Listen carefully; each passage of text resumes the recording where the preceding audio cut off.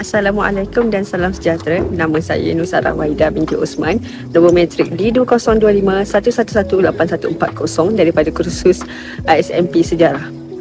Pada hari ini, saya akan menunjukkan salah satu kemahiran asas dalam permainan hoki, iaitu teknik dribbling atau menggelecek bola hoki.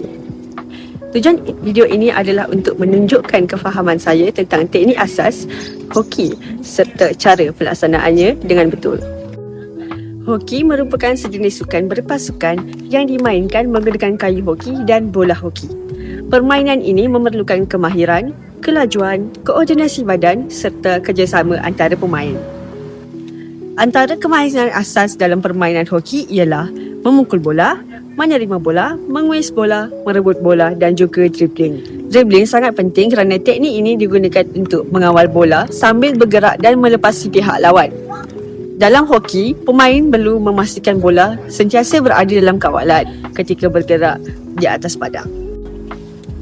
Sebelum melakukan dribbling, pemain perlu mengetahui cara memegang kayu hoki dengan betul. Tangan kiri diletakkan di bahagian atas kayu hoki, manakala tangan kanan berada di bahagian pertengahan kayu. Pegangan tangan kanan mestilah sedikit longgar supaya kayu lebih mudah dikawal ketika menggelecek bola. Kedudukan badan perlu sedikit membungkuk dan lutut dibungkukkan bagi mendapatkan timbangan badan yang baik. Mata perlu sentiasa memandang bola dan juga melihat keadaan sekeliling padang supaya pemain dapat mengawal pergerakan dengan lebih baik.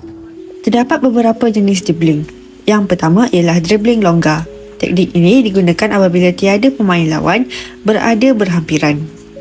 Pemain pemegang kayu dengan betul, sedikit membongkok dan menolak bola ke hadapan untuk bergerak dengan lebih pantas. Teknik ini sesuai digunakan semasa melakukan serangan balas.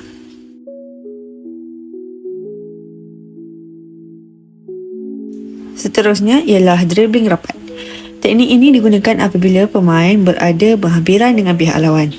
Bola sentiasa dikawal dengan rapat dengan kayu hoki, mata pula memandang bola dan keadaan sekeliling manakala badan berada dalam posisi rendah. Teknik ini dapat membantu mengurangkan risiko bola dirampas oleh pihak lawan.